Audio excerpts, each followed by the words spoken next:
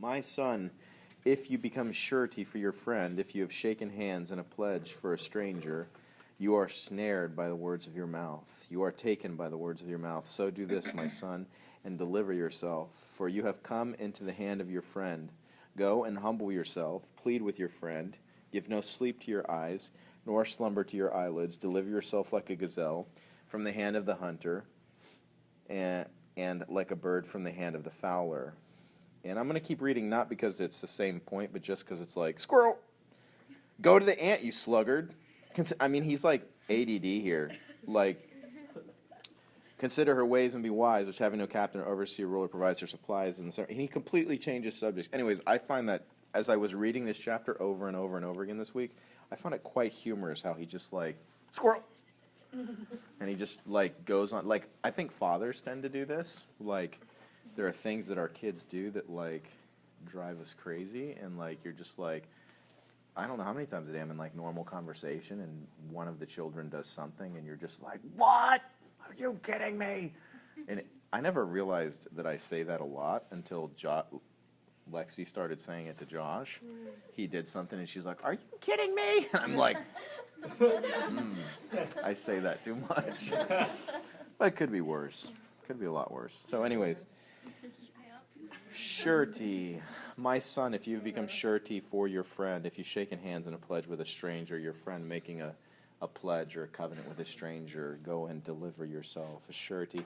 I apologize because I know for those of you who went on the ski trip and were paying attention, this subject is going to be not entirely new to you because I'm going to cover some old ground just because it's what's happening here.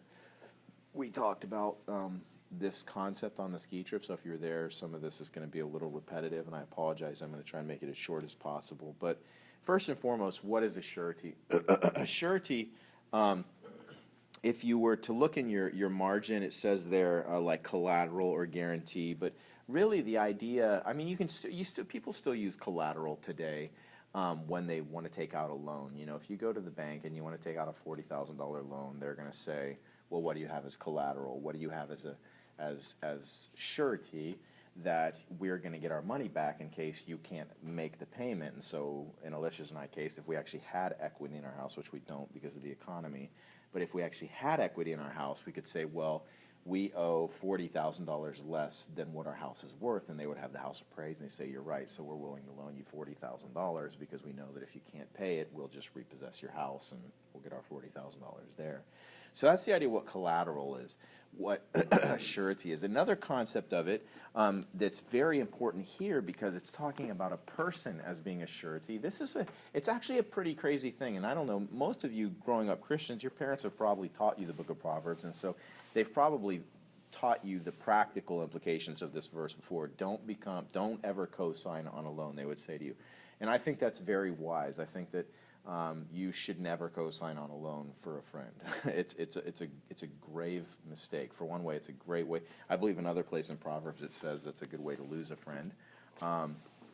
And it really actually is. Whenever money gets involved between friends, it has a way of destroying the friendship. That's why if money is ever involved in a friendship, give money to your friend without ever expecting it in return.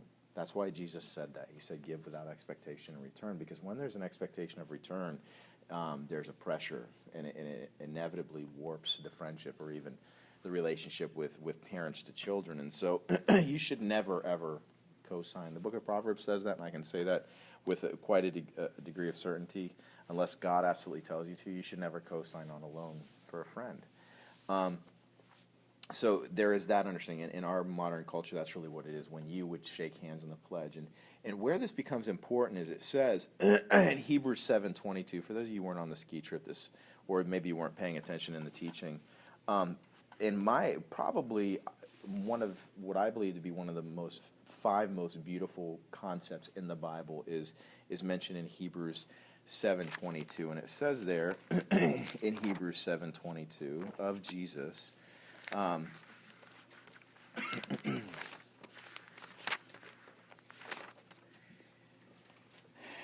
It says, by so much more, Jesus has become a surety of a better covenant. So first and foremost, before I even get into the main point of that, Just consider with me the fact that God said here in Proverbs through Solomon to his son, he said, don't ever become surety for a friend. And then the friend of sinners, your friend, my friend, Jesus, he calls us friends. He became surety for us. He did something. He said, don't ever do this. He said, don't ever become surety for your friend, because you will essentially come into their hand, and you will be essentially belong to them. And so he said, don't ever do it. He said, but then he did it. He actually became surety. And this is, again, one of what I believe is one of the most beautiful truths in the Bible. And so say I went down to, I'll change it up a little bit for those of you who have heard this before, but I went down to Naples to the Ferrari dealership, and I said, I walked up on the lot in the outfit I'm wearing now, and I said, hey, I'd like to buy a new 599 GTB, V12, 700 horsepower, rear-wheel drive, amazing car. Well, first off, something most commoners, don't know about Ferrari is they'll say, no, you're not allowed to buy one. Ferrari is extremely discriminatory in who they sell their cars to. When they release their new limited cars, they won't even sell it to you unless you're cool enough. And I am dead serious. You have to be the drummer of an old rock band, or you have to be Bill Gates. I'm dead serious. You can look this up if you don't believe me. Ferrari is extremely discriminatory in who they sell their cars to, because they know they're going to sell them, and they want cool people driving their cars. So not only that, a 599 GTB is not the latest and greatest necessarily. So their problem would be, though, is still I'm not cool enough, and I'm new to Ferrari. And so when you're new to Ferrari, oftentimes they won't sell you the latest and greatest car. They will sell you a used Ferrari. And so they'll say, I'm sorry, you can't have that, but you can have this 1999 Scuderia instead. And I'd be like, oh man, that's kind of lame, That's what JJ would say, at least at that point. But, and so anyways, so I show up and say I've got the panache, and I show up and I'm like, I would like a brand new 599 GTB. And they're like, well, let's sit down and talk numbers. And they go through the numbers, and car's $450,000 or whatever. And they look at what I make, and they say, well, you make enough to make the monthly payments good, but it's going to be really tight, and we don't think that you have quite what it takes to make the monthly payments. At least if you have encountered rough times, you're not going to be able to make the monthly payments. So you'll need a co-signer. And so at which point I step outside the dealership and I make a phone call, and 45 minutes later a limousine drives up, and Bill Gates gets out, and Bill Gates walks in, and they're like, oh my goodness, are you who I think you are? Yes, I am. And so they check his credit. It is indeed Bill Gates, and they sell me the car right there. Why did they sell me the car? They sold me the car because he became my co-signer. He became the surety on the loan, that when the time comes that I can no longer make the $5,000 a month payments, or I can only make $4,000 of the $5,000 a month payment, he is now legally bound to make up whatever I cannot make. That's what it means to be surety. And so when it says here in Hebrews 7:22, one of the most beautiful things, beautiful concepts in all of the Bible, in my opinion, is the fact that Jesus is the co-signer on the covenant that God made with us. Now, this is the surprising thing, though, because that the illustration doesn't actually completely fit, because what it really should look like is if I went to the Ferrari dealership and I wanted the car, and they said, hey, you can't afford this car, and I'm like, oh man, bummer. And they're like, but hold on, we have a co-signer for you. And so up walks Bill Gates and says, I'll co-sign for you even though I don't know you. And I'm like, well, this is pretty legit, like somebody I don't even know just walked up on behalf of the dealership, because the dealership wants to sell me the car so bad. And this is another aspect of this truth, that Jesus came at the Father's bequest for us to co-sign for us, knowing that we would never be able to fulfill our half of the covenant. And there's so much more to be said here, and we're not really going to go there tonight. Except because I think you guys are pretty aware of the covenant, the fact that we've been covenanted to God, that God has covenanted himself to us in the new covenant, and that he has given us exceedingly great and precious promises in the new covenant, and that he has legally bound himself to us. And most Christians, myself included, go there most or a lot or at some point, some part. For me, it was probably about 10 years of my Christian life before I became aware of this truth, that it's not like God and I have a covenant and I have to fulfill my half and he fulfills his half, and as long as I'm fulfilling my half, he'll fulfill his half. That's not how this works. The truth of Hebrews 7:22 is that he made the covenant with me, and you guys are all aware in the Abrahamic covenant he went all the way through, and that the covenant was dependent upon him. And in the same way, this new covenant, it's dependent upon him. It's dependent upon his faithfulness, his inexhaustible reserve of grace and mercy and goodness and faithfulness. The covenant that he has made himself to me, the promises that he has given me, it doesn't matter if I make the monthly payments. As far as God covenanting himself. Now, if I fail to make the monthly payments, other things tend to start going wrong in my life. I start finding temptations. I start slipping. I start sliding, and life becomes frustrating. And then you encounter a fall, and then life gets really frustrating. You're dealing with consequences. So I'm not saying I don't want it to be misunderstood in the sense that, oh yeah, you can just go out and do whatever you want now as a Christian. There will be no consequences. We're not talking about consequences, okay? We're not talking about discipline here. We're simply talking about the fact that nothing, no shortfall that you will ever have will ever change the eternal covenant that God has made with you. He has covenanted himself to you to be faithful to you, and he himself has become the surety because he wanted you so badly, and he knew that you could never meet the other half. So Jesus as the surety, even though he said don't do it, he did it for his friends. Incredible. Verse 6, go to the ant, you sluggard. I don't know if there was an exclamation point in the original. I'm sure there's not. I mean, I'm joking. I mean, there is no exclamation point, but I like that they put an exclamation point. At least in the New King James, go to the ant, you sluggard. Because that's what a father would say to his son. Consider her ways and be wise, which having no captain, overseer, or ruler provides her supplies in the summer and gathers her food in the harvest. How long will you slumber, O sluggard? When will you rise from your sleep? A little slumber, a little folding of the hands to sleep. So shall your poverty come upon you like a prowler, and your need like an armed man. This is so fatherly here. I love it. So this is true. People generally, I have found, we live in a country where hard work is generally rewarded, and that's kind of a blessing, and it's something that we can be thankful for. I recently was training a coworker, and we were in a really, really bad part of town, and this coworker, it was a lady, her name was Kathy, and she was kind of freaking out about the part of town that we were in. It was on Paramore Avenue in downtown Orlando, between downtown Orlando and the Orange Bowl. Really, really sketchy part of town.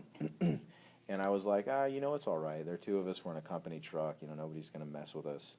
And so we were, and we got to talking. And I'm like, actually, the interesting thing is I grew up in a place like this. And I actually did. I grew up in a really bad part of town, dirt poor. And so we got to talking about how, and she's like, oh, I did too. And she was talking about how she grew up in a very similar situation up in the Bronx in New York. And we were just kind of talking about how that is one of the really awesome things about America. My brother and I both grew up extremely poor, and God has blessed us, and through hard work we both have experienced a certain degree of success. And so there is a truth to this, that in general the world at large honors hard work, and if you work hard you will be successful and you will buffer yourself from poverty. Now those of you who know me well and you know your Bibles well, you know that there's to take that perspective, though, starts to fall out of line with New Testament thinking, in the sense that, should we set our aim on success? Should we preach success to people in pulpits like, this is how you can become successful? Should we try to engender an attitude in the people? Should I try to engender an attitude in you as I'm teaching the Bible of hard work so that you'll make money, so that you'll never be poor? Should I engender that attitude in you? Because we understand that in the New Testament, actually, it's probably going to make you poor if you follow the Lord. And that to some degree, actually, in my life, that actually has been a choice. And there actually has been, there have been open doors that I did not go through to follow the Lord. And they actually, financially, they did and they do to this day cost me money to serve the Lord. And so we obviously understand that you can take a passage like this and kind of fall out of step with the New Testament with it. And I think that's very important to say that here, because I've known, I'm thinking of a married couple that I knew. I knew them at Bible college, stayed in contact. They moved to another place in the United States, and when we were still in contact after they were married, they had told me at one point how they were going through, not Larry Burkett, but the guy that what's his name? What's the other guy? Dave Ramsey. He's Larry Burkett's protege. Larry Burkett died. They were following Dave Ramsey's, whatever it is, budget thing, to become financially independent and all that stuff, and the world's your oyster. Now, and Dave Ramsey apparently is a Christian and all the rest of it. The problem is that when I listen to him, some of the things he says, though, are a little off color in the sense, not like sexually off color, but in the sense that they're a little harsh to people who, I don't know if you ever heard some of his commercials, but some of his commercials are kind of like, oh, wow, you did that with a credit card? Too bad, you're an idiot, and you can kind of get that perspective from some of his commercials, which I don't really particularly like. But that being said, so he's a Christian, apparently, and I don't know, he is not, that's really not up for, it's not up to me, and I really don't know the guy well enough, know enough about him. But I will say this, I have known quite a few Christians over the years that they get on his program of whatever, to financial independence or whatever, owe nothing on your house, owe nothing on your vehicles, and be at a point where you don't have to be stressed about, money, and that you can live the type of life that you want to live. And I have to say that I have a problem with it for reasons that I already mentioned, because it falls out of step with New Testament thinking, because New Testament thinking tells us that we should live like Christ, and that we should live for eternity, and that our main goal in life, for Alicia and I, this is something that we consciously think through, because early in our marriage, we were tempted because my mom loved Larry Burkett, and she likes Dave Ramsey, and I know your parents, I think your mom really likes Dave Ramsey, and you know a lot about him. I think probably most of you, how many of your parents like Dave Ramsey? That's what I thought, okay, and the people I thought too. So I'm not bashing him, but I am here to tell you this, that if you take that program and you say, okay, this is now my goal in life, as there's a couple that I'm thinking of, none of you know these people, but they are taking that program and they save every dime they make, and they pay off all of their cars, they only pay cash, and they're like 5 years from completely owning their house and all the rest of this stuff. And I have to say that I look at their lifestyle and I go, you are wasting your money on yourself. You are wasting your life focusing on getting independent. You're working overtime to make all this money to get financially independent, and you're spending all of your money on your own assets and on your own possessions to get yourself into a place where you can feel secure or whatever it is.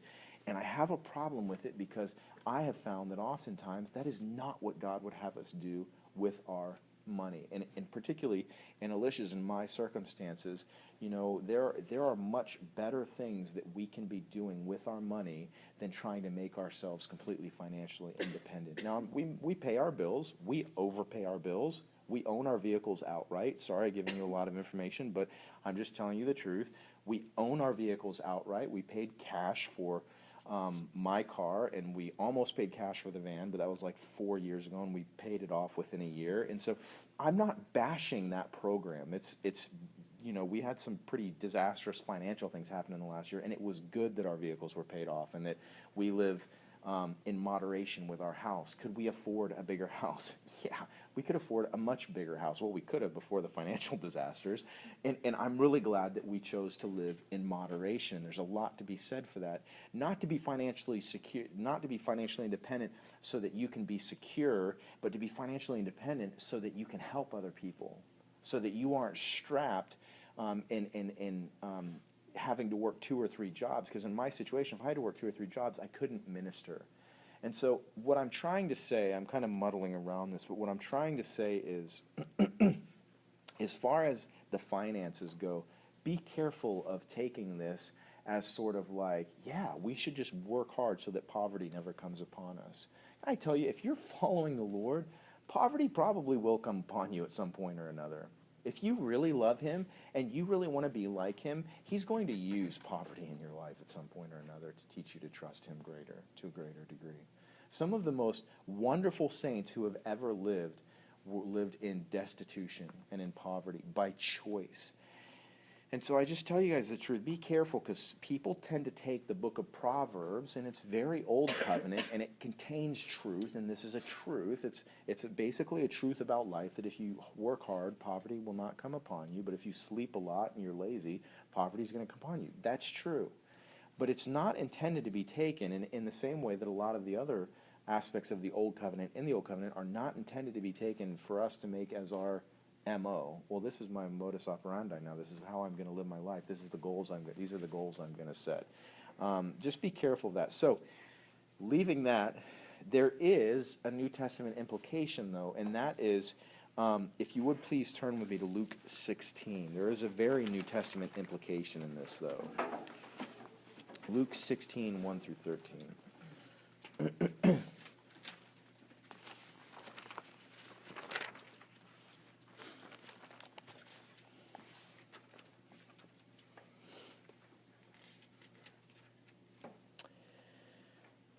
I want to look at this passage in the light of eternity and consider eternal poverty, considering this in an eternal perspective. Luke 16, 1 through 13, let's read it. This is one of the absolutely most misunderstood parables in the entire New Testament, the entire Bible. He also, oh my gosh, I've heard this parable taught incorrectly so many times. It's going to be earth-changing if you're aware of this parable and you've heard it taught wrong, to hear what it really means. He also said to his disciples, there was a certain rich man who had a steward, and an accusation was brought to him that this man was wasting his goods. So he called him and said to him, what is this I hear about you? Give an account of your stewardship, for you can no longer be steward. Then the steward said within himself, what shall I do? For my master is taking the stewardship away from me. I cannot dig. I am ashamed to beg. So he's lazy, okay? Just catch that. I cannot dig. I am ashamed to beg. I have resolved what to do, that when I am put out of the stewardship, they may receive me into their houses. So he called every one of his master's debtors to him, and he said to the first, how much do you owe my master? And he said, 100 measures of oil. So he said to him, take your bill, sit down quickly, and write 50. Then he said to another, and how much do you owe? And he said, 100 measures of wheat. And he said, take your bill and write 80. So the master commended the unjust steward because he had dealt shrewdly. For the sons of this world are more shrewd in their generation than the sons of light. So what happened here? Very common in those days that a wealthy person would have a steward, a slave that was over the entire house. And that slave would be in control of the household goods and things like that. And this particular steward apparently was also over a business or over the household business, something along those lines. And so his master comes to him and says, you're lazy and you're worthless, essentially, and you're prideful, lazy, and worthless. And so I'm kicking you out of the stewardship. Give an account. And so the steward realizes he has a short amount of time, and he's like, I'm about to be kicked out. I'm too lazy to dig. I'm too proud to beg. I need to figure out what I'm going to do after I get kicked out of the stewardship. And he says, I have a good idea. I'm going to make friends with all of my master's debtors so that maybe one of them will take me into their house when all is said and done. And so he says to the first, he says, how much do you owe my master? And he says, I owe him 100 measures of oil. And he says, all right, give me 50 essentially, and I'll write your bill as paid. And so I was like, sweet. So I got off. Instead of giving your master 100 measures of oil, I got away only writing 50. And so he writes him 50. And he says to the next guy, what do you owe me? I owe 100 measures of wheat. He says, write 80. And your bill is clean. And so he literally, these two guys, the one guy got away for 80 cents on the dollar, and the other guy got away for 50 cents on the dollar. And the steward's saying, great, now these people are going to look favorably upon me. So when I'm fired and when I'm kicked out of this stewardship, they're going to accept me into their houses. And Jesus saying here about this says, and the master, he looked at what the unjust steward did, and he commended the unjust steward because he had dealt shrewdly. For the sons of this world are more shrewd in their generation than the sons of light. What in the world is Jesus saying? Let's read more. It gets more confusing until you start noticing the key words. And I say to you, make friends for yourselves by unrighteous mammon, that when you fail, they may receive you into an everlasting home. He who is faithful in what is least is faithful also in much, and he who is unjust in what is least is unjust also in much. Therefore, if you have not been faithful in the unrighteous mammon, who will commit to your trust true riches? Interesting. Interesting. I've known many young people and older people who wanted to be trusted with the mysteries and the revelations of God, and they're not even faithful in tithing. That's a crazy reality there. And if you've not been faithful in what is another man's, who will give you what is your own? No servant can serve two masters, for either he will hate the one and love the other, or else he will be loyal to one and despise the other. You cannot serve God and mammon. What in the world is this parable talking about? Well, the key is in verse 9. It says there, I say to you, make friends for yourselves by unrighteous mammon. He does not say make friends with unrighteous mammon. He says make friends for yourselves by using unrighteous mammon, that when you fail, they, the friends you've made, may receive you into an everlasting. This word, everlasting, as is often the case with parables, there is one word that gives the key to the parable, and it is the word everlasting. He is not talking about being a faithful steward of the money that God has given you here in the way that many people manipulate this parable, because this parable seems to be, you can read it one way and you can say, oh, it's talking about being a good steward of what God's given me. And people often mean really odd things by that. I distinctly remember when I was youth pastor, we knew a couple who in the church who were talking about how they were going to get this really nice pimped out new van, and it was going to have this rear entertainment system, and you're going to be able to plug a PS1 or 2 into whatever it was at the time. It was a while ago, and the kids, and we'd be able to use it on the summer camps, and the kids were going to love it, and we're like, oh, that's pretty cool. So they bought the van, and the summer camp came around, and I'm dead serious. This is a real conversation I had.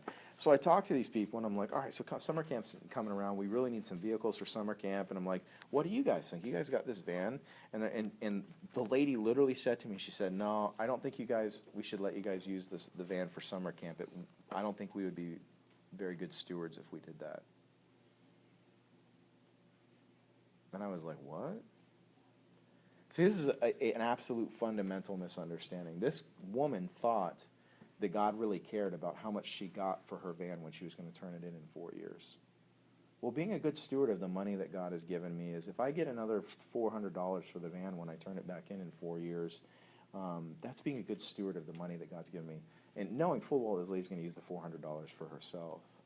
Not taking the van and using the van for eternal purposes so that the kids can use it on a trip. And this shows a fundamental misunderstanding in our culture. It actually shows the very issue where people are so focused on the money. And oftentimes it's kind of that whole stewardship teaching. You guys are aware what I'm talking about, the stewardship teaching, where it's like, I've heard it. It's like nails on a chalkboard to me, because essentially at the heart of the teaching is greed. Be a good steward of God's money in your life. But the underlying truth that they keep pushing is that you will have more money if you're a good steward of what God has given you. Be a good steward of the money that God's given you. Don't give to the poor. Don't help people with the money that you have. Be a good steward of it. It's really kind of sad and scary. So what's going on here? The underlying truth is this. You're going to die one day. You are currently in a house, this world, your body.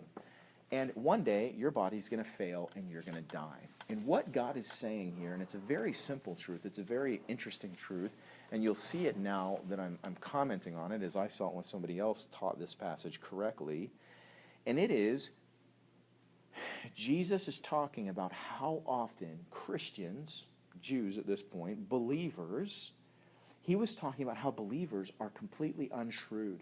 They don't plan ahead, and he's not talking about this life. He's talking about planning for eternity. He said, the master of that unjust steward commended him because he dealt more shrewdly than the children of light, because the children of light make no plans for eternity. Most Christians, most believers, when you talk to them, they generally take the position that, oh, even if I was under a pastor who literally said this all the time, if I get into heaven by the skin of my teeth, I'll be happy just to be there. And I was just like, wow, that's really not biblical. It's not biblical in a lot of ways. Like, you're not going to get in by the skin of your teeth, for one thing. You're getting in, obviously, and he would have admitted it, getting in by Christ's righteousness. But the point was, that it was just kind of like, chalking the whole hereafter up to kind of this unknown fog out there, where the Bible makes very clear what's going to happen in the hereafter. It makes very clear that we are going to be rewarded in the hereafter, and that God is going to repay us for how we used our finances, our time, and our energy here. And this is heavy here, because he's saying, this is a pretty crazy indictment that's still true today. He would say today, I still believe he would say this today, he would commend the unjust steward because he dealt shrewdly and he planned ahead. And he would still say this today, I believe, because the unjust steward was more shrewd in planning ahead than the children of light are. Because so many Christians are just like, all right, I'm signed, I'm sealed, I'm delivered, I'm on my way to heaven, and that's all that matters. And so much of the New Testament would say, no, there's so much more than that. There is so much more than that. There is so much more in pursuing the Lord and being used by the Lord. Don't just fold your hands and go to sleep like the sluggard. Don't just lay down and fold your hands and go to sleep, because your poverty, your eternal poverty, will come upon you like a robber. This is really a crazy truth, and I know it is crazy, but I'm telling you guys the truth. Turn with me to 1 Corinthians chapter 3 quickly. This idea, as we just considered, I really feel strongly I'm supposed to drive this truth home. Picking up in verse 5, who then is Paul and who is Apollos? This is Paul speaking. Who is Paul and who is Apollos but ministers through whom you believed, as the Lord gave to each one? And they had been arguing about who was better, which apostle or prophet or whatever. Paul says, I planted, Apollos watered, but God gave the increase. So then neither he who plants is anything, nor is he who waters, but God who gives the increase. Now he who plants and he who waters are one, and each one will receive his own reward according to his own labor. For we are God's fellow workers, you are God's field, you are God's building. According to the grace of God which was given to me as a wise master builder, I have laid the foundation, and another builds on it, but let each one take heed how he builds on it. For no other foundation can anyone lay than that which is laid, which is Jesus Christ. Now if anyone builds on this foundation with gold, silver, precious stones, wood, hay, straw, but each one's work will become clear, for the day will declare it, the day when you stand before the Lord, when we all stand before the Lord. Because it will be revealed by fire, and the fire will test each one's work. Not each one, but each one's work. Believers do not stand in a court of law when they die. Our works, however, do stand to test, but not us.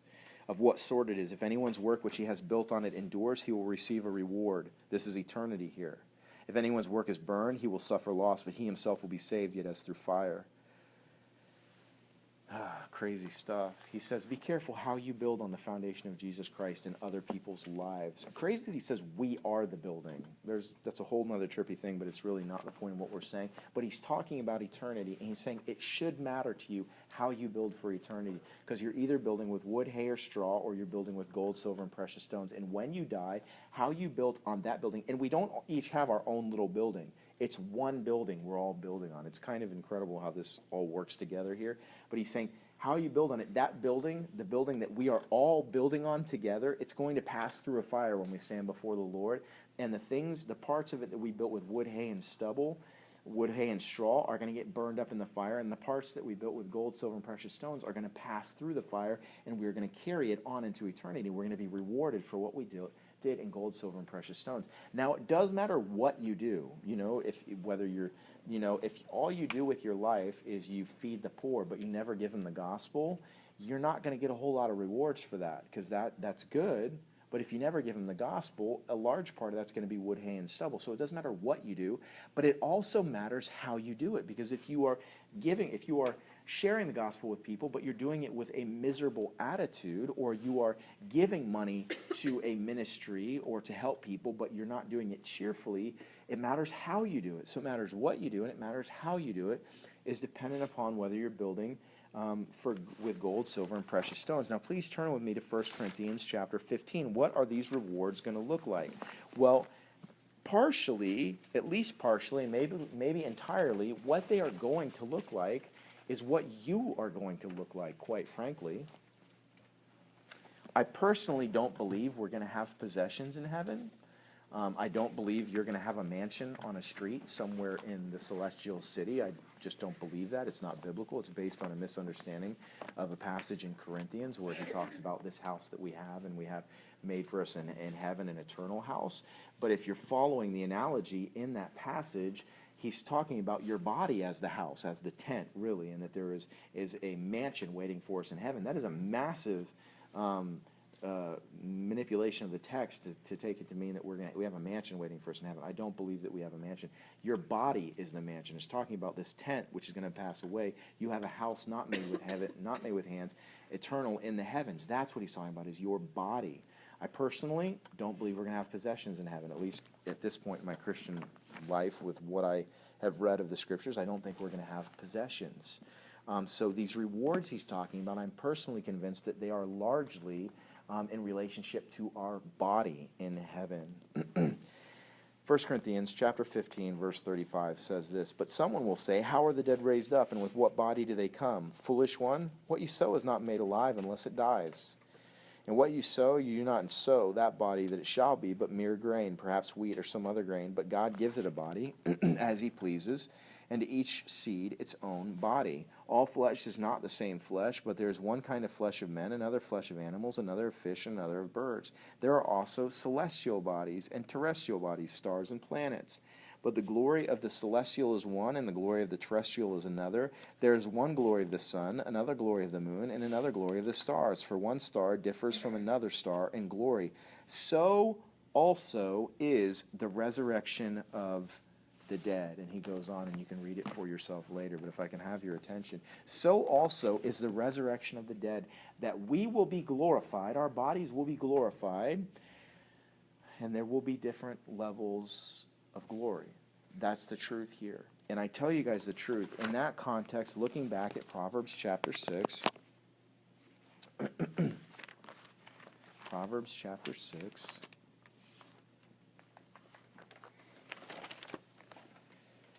"Go to the ant, you sluggard, consider her ways and be wise, which having no captain, overseer, or ruler, provides her supplies in the summer and gathers her food in the harvest." What he's saying here, it's a pretty crazy thing. He's essentially saying, look at how this ant, it's one of it's not, we know and he knew it wasn't one of the smallest things, but in relatively speaking, it's a very small thing. It's an insignificant thing, and it does something incredible. It does something shrewd, even though it has no captain, it has no leader. Even though no one is telling the ant to store up for the winter, store up for whatever part of the season when there is nothing to eat, they do it. They do it without a leader. How much more should we, having a leader who has told us, be shrewd, plan ahead, store up now for eternity. You cannot take it with you, but you can send it ahead. The money that you have, the time that you have, the energy you have. I tell you guys the truth, as I was thinking about this in my own life, I was convicted. I think that there is this push against us from the enemy, from the devil himself, against Christians. And we know Jesus said in the last days, because lawlessness would abound, the love of many would wax cold. The love of many would wane cold, would grow cold. And I know that that's like a constant pressure on us. It's like a cooling effect, this cool breeze that's always blowing against us as believers. Settle down, slow down, rest, take it easy. Don't try so hard. Don't pursue going on the mission field. Don't pursue reaching out to your neighbors so hard. Don't focus on sharing the gospel so hard. Fold your hands, lay down, take a nap, spiritually speaking, rest a little bit, spiritually speaking, from what God has told us to do. And I'm here to tell you guys today, I believe this is a word that the Lord has for us, that we have to be careful. In an eternal perspective here, I think this is a word today for us. "Go to the ant, you sluggard. Consider her ways and be wise, which having no captain, overseer, or ruler, provides her supplies in the summer and gathers her food in the harvest. How long will you slumber, O sluggard? When will you rise from your sleep? A little slumber, a little folding of the hands to sleep. So shall your eternal poverty," and obviously I'm adding that there, "your poverty come on you like a prowler, and your need like an armed man." All right, let's move on to the next section. Verse 12. A worthless person, a wicked man, walks with a perverse mouth. He winks with his eyes, he shuffles with his feet, he points with his finger. This is such a used car salesman. I can't even handle it. It's like, hey, like winking. Hey, buddy. Interesting, shuffles with his feet. In the Hebrew, it could literally be translated signals with his feet. Did you know I want to say it was either in Vietnam or the Korean War, the POWs that were taken prisoner in a lot of the prison camps, they were not allowed to talk to each other or communicate, and so they developed these really intricate communications that were a lot like Morse code, but they would use sounds. They would tap on the walls and stuff like that, and so they would communicate to each other through sounds, and some of them became so proficient at it that they would tell each other the daily news through the way they were sweeping the hallway, and they would literally sweep in a pattern of communication. And so, anyways, that being said, the interesting thing about all three of these things, the person who winks with their eyes, signals or shuffles with their feet, and points with his fingers, is that they are all saying something without saying something. If you're catching my drift, they're being sneaky. This person has an agenda, and they're communicating without communicating. They're sending subtle signals. A worthless person, a wicked man, walks with a perverse mouth. He winks with his eyes. He shuffles with his feet. He points with his fingers, and he tries to sell you an old Chevelle. I mean, and perversity is in his heart. He devises, I'm sorry, that is a used car salesman. He's just like, hey, And did you guys ever see that commercial? It's an older commercial. I'm not going to go there. Well, I have two font notes here. I'll go there. Do you guys remember the commercial with the Brad in it? It's a blind date commercial. It's like a beer commercial. I don't know. This guy walks into this this city bar, whatever, and he's a nice-looking guy. Seems nice. And he walks up and he sits down at the bar. And there's a girl on the bar stool next to him. And she sees him walk in and she's noticing him. And he sits down next to her and she goes, "Hi, I'm Sam. Are you Brad?" And he's like, "Oh, no, I'm not Brad." She's like, "Oh, okay, I'm waiting for a blind date. His name's Brad," and they start to talking. And about 5 minutes later, you hear these tires squealing in the parking lot, and this old 1971 Camaro pulls up in the parking stop, and the the license plate on the front says "The Brad" on it. And this guy gets out, and he's got chest hair sticking out, and all these gold chains, and the hand the Fu Manchu, and the mullet, and he gets out, and his belt buckle says "The Brad" on it. And so he's strutting, he's walking, and you can tell on her face that she is absolutely horrified. And she's like, "Oh no!" And so Brad walks into the bar, and he looks at her, and he walks up, and he says, "Hi, I'm Brad. Are you Sam?" And the guy who's sitting next to him and talking to him, he says, "No, I'm Sam." And the guy's like. And the Brad goes, "Oh," and he runs out of jumps back in. It's awesome. But I think of that because the guy was like, hey. Perversity is in his heart. He devises evil continually. He sows discord. Therefore his calamity shall come suddenly. Suddenly he shall be broken without remedy. This perverse person, worthless person. Oh, crazy. These 6 things the Lord hates, yes, 7 are an abomination to him: a proud look, a lying tongue, hands that shed innocent blood, a heart that devises wicked plans, feet that are swift in running to evil, a false witness who speaks lies, and one who sows discord among brethren. In interest of time, I'm trying to skip saying something, and I feel like I have to say it, so I'm sorry. I know a lot of you have heard this truth before, but I have to say it here. It is unescapable as you read this passage, verses 12 through 19, that God is clearly saying here that he hates some people. You can't get away from it. It's an unpleasant thought in our day and age, though I'm not sure it was a completely unpleasant thought in other time periods. We have been inundated with this political correctness and this wishy-washy view of ridiculous view of love. And one very important non-truth that has been widely accepted in Christianity, and it is the unconditional love of God. Can I just tell you guys straight up right now, God's love is not simply unconditional. That's not biblical. It's not even remotely biblical. It's a little more complicated than this, but I want to say this very clearly.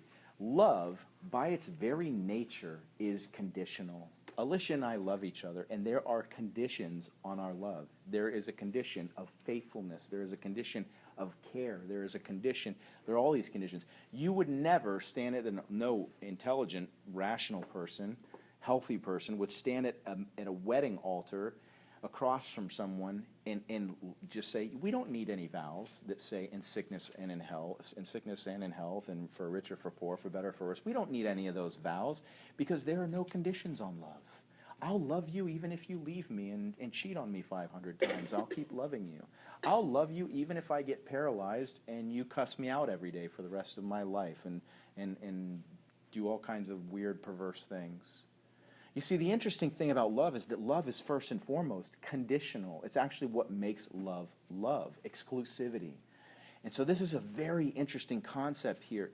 This idea that God hates and that there are people, it actually says these people here. Now, admittedly, in the Hebrew, it literally, the word worthless is often translated from a phrase that is a son of Belial, along those lines. But this idea here that there are people, it says, these 6 things the Lord hates, yes, 7 are an abomination to him, but you cannot, on the first one, it's a proud look. Okay, so he hates a proud look. He hates a lying tongue. He hates hands that shed innocent blood. He hates a heart that devises wicked plans. He hates feet that are swift in running to evil. But number 6 and 7 are people. Number 6 and 7 are people. A false witness who speaks lies, and one who sows discord among brethren. Jesus said of the man, kind of almost in the next step, it could be the 8th in this line of the man or the woman, the person in leadership who stumbles a little one, a child in context, but a young person's faith that he stumbles for them. He said it'd be better for them if they were never born. Jesus, meek and mild, lovey-dovey Jesus, said of that person, the school teacher, the atheistic, hateful school teacher who takes it upon themselves to destroy the faith of little kids or teenage kids, Jesus said of that person, he said, it'd be better for you if you were never born. When you die and you face my Father's judgment, it would have been better for you if you'd never been born when you face the judgment for what you've done. I would say to you guys, biblically, my understanding of the Bible, you can take this or leave this, that he would say, the hatred that my Father will pour out upon you for what you have done. This idea that God's love is unconditional causes all kinds of problems. It causes all kinds of problems. It causes Christians to say, well, how could a loving God send people to hell? In the little brackets, we could add the word, how could a God of unconditional love send someone to hell? Well, that's true. It's a logical breakdown. There is a fallacy that the logic doesn't connect. You cannot have a God with unconditional love and have a place like hell, because unconditional love means everybody goes to heaven no matter what you've done, right? That is the problem. It's the fallacy. Now, it's a little more complicated than that. Let me say this. When you become a child of God, when you believe in him and you give your life to him, his love as a father towards a child is unconditional. And so, to be completely clear in this idea here, I want to define this and say that I would say the love of God is conditionally unconditional. And it's even a little bit more complex than that, though we don't have time to consider it tonight. But I want to tell you guys the truth. That teaching, and it swept through the church in the last 50 years.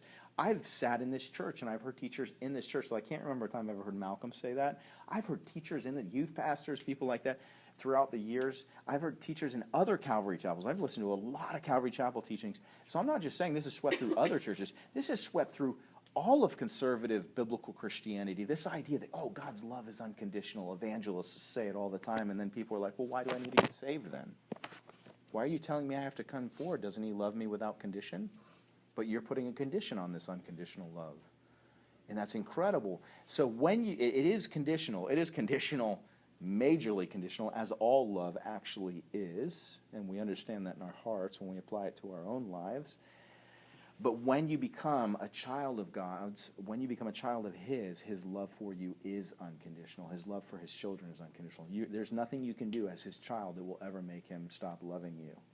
That's important to understand that, though it is even slightly more complex than that. We don't really have time to go into it tonight. But I tell you guys the truth, this is a crazy concept. And when you start realizing that God, He loves everybody, and as they come into the world, as you look at it from this view, as people were born, they come into the world, He loves them all, and He desires them all to come to repentance. But when people, through choices and through actions, they harden their heart to Him, and they become more and more wicked, and then they become destructive and deceptive and actually working against Him, there is a point individuals cross, some of them cross, where they are unredeemable. There's a point of no return for people. And I personally do not believe many people who ever live cross this point, but there are certain people who cross this point. I don't believe the mass of civilization crosses it, where they're still alive and they're unredeemable. They've committed the unpardonable sin, and even they're alive, they're eternally dead. They're eternally damned. But the truth is, and biblically speaking, that there are people that God hates. He says very clearly, the person who sows discord among brethren, a false witness who speaks lies. And I would say, in my opinion, from what Jesus said, talking about the person who stumbles a little one, that he hates that person. That person. And I'm not saying that none of those people are redeemable. We don't know that. We don't know where that line is crossed, and we can't know that. And so we reach out to people. It's a crazy subject, but a couple things I just want to focus on in this passage real quick, having said all of that. A proud look. A lot of these things kind of refer to the worthless person mentioned in the previous verses, that a worthless person, a wicked man, he winks with his eyes, he has a perverse mouth, he shuffles with his feet, he points with his fingers, perversity is in his heart. He devises easily. He devises evil continually. He sows discord. These things he's talking about that person. These 6 things the Lord hates. Yes, 7 are an abomination to Him. A proud look, a lying tongue, and I want to emphasize some words here at this point. Hands that shed innocent blood. A heart that devises wicked plans. Not just a heart that does wickedly or does wicked things, but a heart that devises, actually takes the time. The difference between, second degree and first degree murder. First degree murder is that it was premeditated and that the person devised the plans.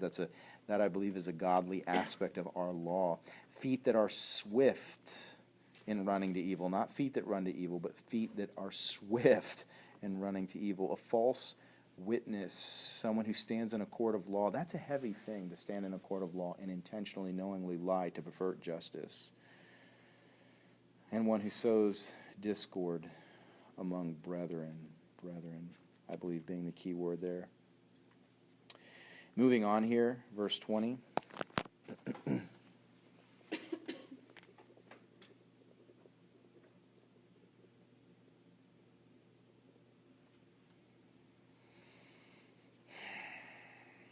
Quickly, my son, keep your father's command and do not forsake the law of your mother. Bind them continually upon your heart. Tie them around your neck. When you roam, they will lead you. When you sleep, they will keep you. And when you awake, they will speak with you. For the commandment is a lamp and the law a light. How much more so should we keep the word close to us, right in front of us, near to our heart? For the commandment is a lamp, and the law a light. Reproofs of instruction are the way of life, to keep you from the evil woman, from the flattering tongue of a seductress. Do not lust after her beauty in your heart. I want to make an aside here about this verse 25. A lot of men, maybe girls, who struggle with lust, they tend to justify some amount of their lust by saying, well, I'm not thinking sexual thoughts, about this person, whatever. A coworker, was talking to Alicia and I, and this person literally said they were out with a pastor friend and some other guy friends who were all doing this accountability thing, and and they were joking about these things, and essentially one of them said, sometimes I just can't help it, but when a woman walks by, I'm not lusting, I'm just like, sometimes I just say, good job, God, you did a good job on that one. And I kind of have a problem with that. You remember what I'm talking about. And it's never sat with me. It's not the first time I've heard it. I have a problem with it because it's based on a mentality that I've known that some Christian men have, and maybe girls who struggle with lust have, and that is, well, I'm not thinking anything sexual. I'm not like imagining this woman naked as she's walking by. I'm just like, wow, she's pretty, and I just noticed that she's pretty, and I'm kind of like, good job, God. Well, this is an interesting verse for the person that takes that position because it doesn't say anything sexual. Lust just means desire. It says here, do not lust after her beauty in your heart. And this is a verse that I became aware of quite a while ago, and it convicted me because I was one of those guys, this is 10, 12 years ago now, that like literally was like, well, I'm not thinking anything sexual, you know, I'm not taking it there. I'm just admiring this woman's beauty. Well, I'm sorry, the Bible calls that lust too, because it's a desire for something that doesn't belong to you. And so you have to be careful with that, because I believe that even lusting, desiring a woman's beauty is still lust. Nor let her allure you with her eyelids, for by means of a harlot a man is reduced to a crust of bread, and an adulteress will prey upon his precious life. Can a man take fire to his bosom and his clothes not be burned? Can one walk on hot coals and his feet not be seared? So is he who goes into his neighbor's wife. Whoever touches her shall not be innocent. I'm going to read the rest of the chapter, and I'm only really going to comment on a couple things here. People do not despise a thief if he steals to satisfy himself when he is starving, yet when he is found he must restore sevenfold. He may have to give up all the substance of his house. Whoever commits adultery with a woman lacks understanding. He could just say is stupid. He who does so destroys his own soul. Wounds and dishonor he will get, and his reproach will not be wiped away. For jealousy is a husband's fury, therefore he will not spare in the day of vengeance. He will accept no recompense, nor will he be appeased, though you give many gifts. Interesting. So first off, I just want to make a comment here about wounds and dishonor, because I think you guys are aware of the idea of destroying your soul. And this passage is very, very clearly not just talking about pornography. It's not just talking about lust. It's talking about adultery. And adultery is a much heavier thing. The actual act of, whether you have marriage vows or the other person has marriage vows, breaking somebody's marriage vows and having sex with them, even though they are married to somebody else, is a heavy, heavy, heavy thing. And he's talking about that here. But he says here, wounds and dishonor. And this makes a very important distinction, wounds and dishonor, wounds and dishonor. Why am I making a point here? Well, adultery, we clearly can see how people are being injured, and we can see how it's a sin. And I read a statistic as I was doing this that 90% of Americans still believe adultery is wrong. That being said, though, there is in another movement, not really the adultery movement, though there is an adultery movement, if you don't know that, there's like Ashley Madison and other websites. They're dating websites for married people, you know, so that you can go have an affair. And Ashley Madison was not too many years ago, I think it was this side of 10 years ago, they were advertising in Times Square, and the advertisement read, "Life is short, have an affair." You know, and even a bunch of liberals were kind of freaking out, and they're like, wow, this is really not good where our country's going. And usually there's something really shocking like that. And then there was this dating website for cheaters, people who want to cheat on their spouse. And really sad, sickening kind of concept there. But, so the cheating movement, but in the lesbian, gay, bisexual, transgender movement, there is this mantra that they've picked up, and it's actually really quite brilliant. It's the idea that we're not hurting anybody. And it's a really brilliant idea because many Christians struggle with how to engage their friends who may be in that movement, or maybe at least sympathetic to that movement. That we struggle to engage them because we have been taught that sin is sin because it's destructive, and that's largely true. That, you know, the Ten Commandments are what they are because you cannot love God or your neighbor and not keep the Ten Commandments. And what I mean by that, I use double negative, sorry, is that if you are loving God and loving your neighbor, you'll keep the Ten Commandments. Thou shalt not lie. Well, when you lie, you're inevitably you're ripping somebody off. When you're coveting your neighbor's servant, you want to take that servant, and you're eventually going to do something. Thou shalt not commit adultery. That's hurting someone. That's taking something from somebody else. And so we look at the Ten Commandments and go, yeah, sin is largely something that destroys, and that's true. And it's something that largely harms. But then we're confronted by this movement of people that say, well, we just love. We just don't love the same way that you do. I love a person that's of the same gender as me. Why are you people such bigots? Why don't you understand why this isn't sin? God accepts us because he knows that we just love each other. And so we struggle as Christians to engage them because there's no wound in it. There's no wound in it. And to be quite frank, it's hard to define the wound. There is a wound in it. Those people are tremendously unfulfilled because God made you a certain way. He made every single person to live a certain way. And those people, let's just stand on a biblical truth because they inevitably find it to be true. those lifestyles are tremendously unfulfilling, particularly when you get into the transgender movement and you get into people surgically destroying their bodies to look like something different. And actually, so their whole life is defined by, I think there's a really crazy irony in the transgender movement, because you're talking about a group of people that define their entire life by their sexuality, and in the very system of belief they have and in the very act of it, they are destroying their ability to enjoy sexuality. I don't know if that, because a lot of people don't like to think about this or this concept.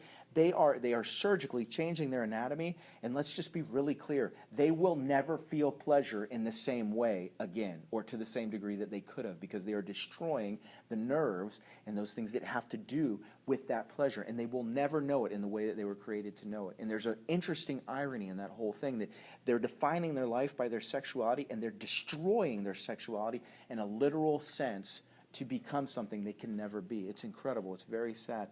But they would say to us as believers, so it's hard to define the wound. And it's hard to define the wound in the homosexual movement, because I get it with like the male homosexual movement, their lifespans do shorten, though it's only marginal. The lifespan expectancy of a homosexual male in North America is slightly shorter than that of a heterosexual male, because the homosexual male lifestyle is much more open to STDs and things along those lines, whereas the female homosexual lifestyle, not so much.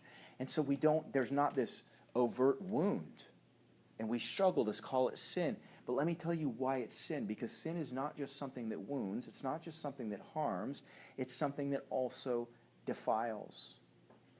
It's something that also dishonors, and let me make this clear. I was praying once before a Bible study. I was coming here to teach a Bible study in the youth group, and I'll lose my reward for this, whatever. But I was on my face in our office at the time. We had no kids, I believe, because our office was in Lexi's room. So I was on my face on the office floor praying for the study that night.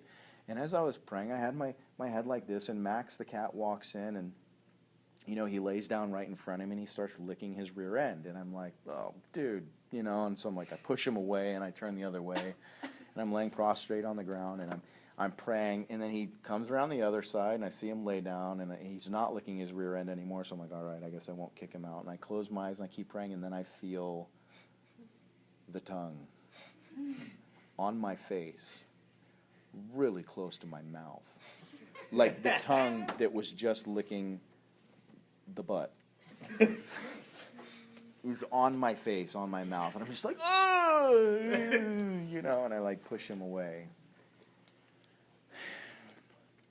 It is quite natural for a cat to lick their rear end. They actually need to do it. That's how they clean themselves. It's quite natural to them to lick their rear end. However, it is not natural for human beings to do the same thing. We don't do that, and we think it's disgusting. And if you're following me, please follow me to this truth, because the thing that is wrong about homosexuality, it's not that it's hurting anybody, and we need to be careful of that, taking that track with them, because it's simply not a good argument, even though there is still some truth to it. It's not the point. The point is that to that person, it may be perfectly natural. It may feel perfectly, well, I was born this way. Well, yeah, maybe you were born that way. That doesn't bother me, whether you were or weren't. I don't think we're ever going to actually solve that issue before the Lord comes. It doesn't matter, because the Bible says you were born a sinner. So if you were born with with a predisposition towards that particular sin, so what? I was born with my own predispositions towards sin that I have to turn away from every day. Every single one of us was born with a sin nature, with predisposition towards particular sins, whether we liked it or not, and we have to avoid them. And we say, it may be perfect, you may feel like it's perfectly natural to you, but you cannot approach God that way, because no matter how natural it feels to you, it is vile to Him. It is vile to Him. The whole thing is vile to Him. And we may not understand why. We may not be able to say, yeah, there's a wound in it. But I can say to that person, I can say to those people, I can't say to them, but the truth is, whether you like it or not, it may feel perfectly natural to you, but the truth is that you cannot walk up to God and think that He's going to let you kiss Him on the face with the lifestyle that you live, because He's made it very clear in His Word that it's an abomination to Him, and He hates it. And in the same way as with my cat, after he licked his rear end, I shoved him away when he tried to approach me, and he tried to to lick my face, to kiss my face in a way, which is one of the meanings of worship. In the same way, when someone with that lifestyle, or any overtly sinful lifestyle, whether it be adultery, when they think that they can approach God and that he's just going to let them into his presence and kiss his face with the lifestyle that they've been living, they have another thing coming, because it's not just a wound. It's also the dishonor, the reproach. It is vile to God. That lifestyle is vile, and you may not understand. We may not be able to completely qualify the problem with it, but I can tell you the truth, that it's okay to me if God says, hey, you guys may think it's perfectly normal to lick your rear ends, but it's not okay with me. And if you want into my presence, if you want to kiss my face, you can't lick your rear end. You cannot come into my presence being a practicing homosexual that is given over, or an emotional homosexual where you've given over to that lifestyle and you are adhering to it. You cannot do that. I will not accept it, because it is vile to me. Whether you like it or not, whether it feels perfectly natural, it does not matter. It is completely unacceptable to him. So all of that being said, I'm already over my time limit, and I had a lot more to say. I'm going to save the other comments I was going to say on this passage for next week. Father, I thank you for your word, and I pray that you would sink it deep down into our hearts, and that you would draw us all closer to yourself, Lord. I pray for our generation and the men and women and the boys and girls that are trapped in those lifestyles, the lesbian and the gay and the transgender and that whole tremendously unfulfilling lifestyle. It's like a fad that's blowing through the land, and people are making horrible decisions that they'll bear the consequences of for the rest of their lives, and damaging themselves and just living lives that are not pleasing to you. I pray for mercy, Lord. I pray for a work of your Spirit. I pray for a conviction of sin, and for Christians with your message and with your love to reach those people, Lord. In Jesus' name, amen.